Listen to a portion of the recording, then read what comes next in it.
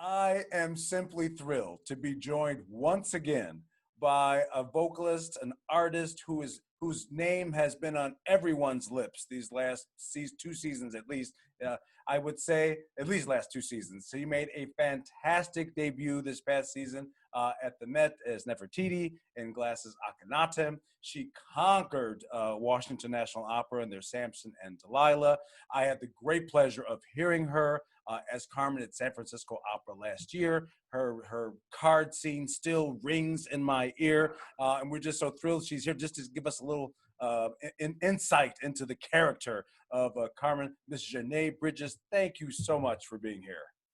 Thank you so much for having me again, Arthur. It's always a pleasure. Oh, well, it's a thrill for us. It's a thrill for us. So we've been talking about Carmen so far, right before the broadcast. And, so many people talk about this character. I was going back and looking at one of the first reviews back in 1875. And so the thought was, oh, this a moral woman. She should be, bound, gagged, thrown into a straitjacket and left for dead. She deserves what she gets. And so I have a question.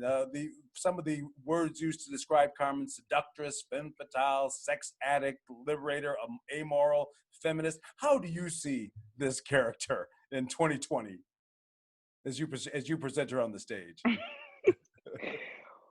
Well, none of that. Okay. I see Carmen and I feel her in a way that is just very human. I feel like she is human. Um, I think that she's very strong and she's very sure of herself. And for me, I honestly identify with her greatly because I'm an Aquarius. Mm-hmm. And we've been called selfish. I've been called selfish before, but I like to think that I usually know what I want and I know how I feel and I don't venture outside of that. And so I feel Carmen is the same way, and that she doesn't bankrupt herself for the sake of pleasing others. Gotcha. um, yeah, so I mean, yes, you can call her a seductress. She's sexy, she's sensual, but I think that comes from her confidence, and you know, I do believe that she's not 100% innocent in that she can be mean, Mm-hmm. actually, Okay. you know. Um, but in the beginning, the habanera, her first words, she says, Yeah. you know, don't love me, but if I love you, like beware. So she's very honest and upfront from the downbeat. Different productions, obviously, if you go to see a performance of Carmen, you may hear the sung recits or you may hear the dialogue. I believe you've done productions of both. Do you have a preference between one or the other? I have done productions of both, and I think that they both bring their challenges. For me, hmm, I think I would prefer doing the recit only for myself because I feel less confident with my French Ah, okay. speaking skills. However, I would like to one day get to a point, and one day very soon, where I feel confident and assured enough in my French language that I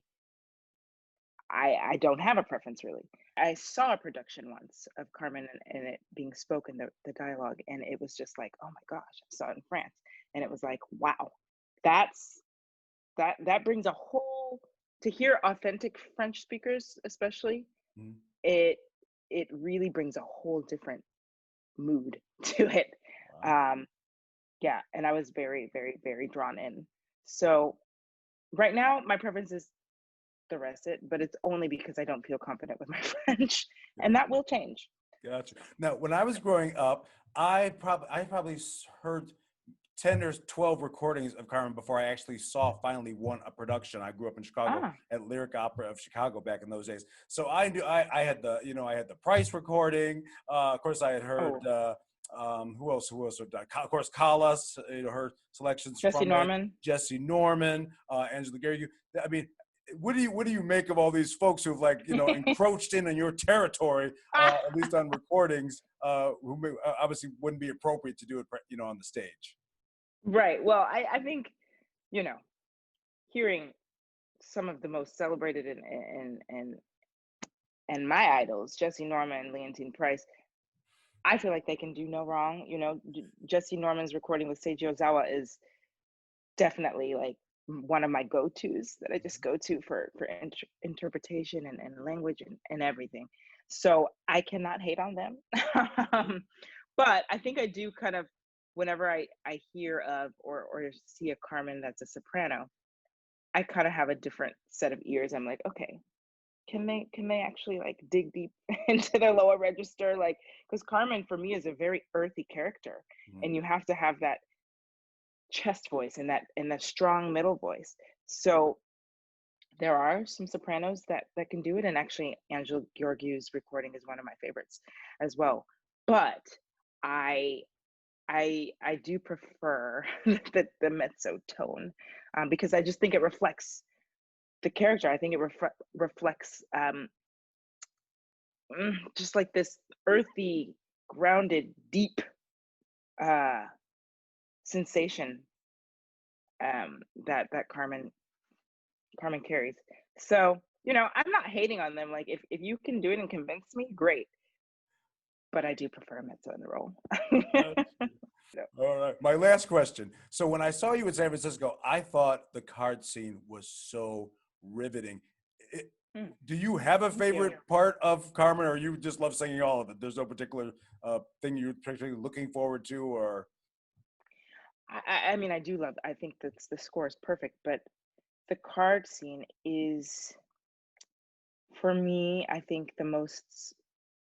it's the most special moment, and I think because it's like, this is my fate. It's something that I feel like she's been dancing around the whole time, maybe kind of avoiding, and perhaps even knowing from the top of the show. But it's like we see this honesty right there, and I think that it's a very vulnerable moment.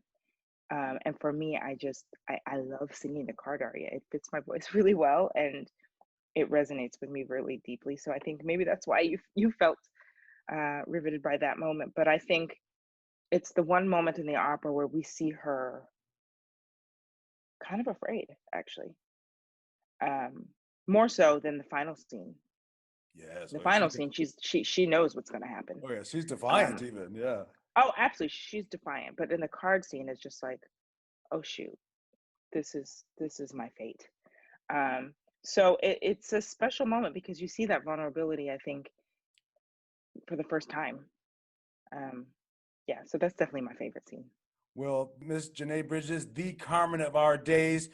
We hope we will see you back on the stage, at least in America. I know you. I was going to mention the Tanglewood Music Festival is going to be doing an online performance of a Beethoven's Ninth you did last year with Morris Robinson and Nicole Cabell, Nicholas Fahn, with Giancarlo Guerrero conducting. And Yes. so definitely for those of you who are home next week, I think it's about 2 weeks. I think it's a Saturday, I believe. But please look on the site for Oh, Tanglewood thank you. and look for that performance. But thank you Thank so you. much That's for special. being here and stay safe and we'll see you soon. Thank you so much for having me, Arthur. Stay safe.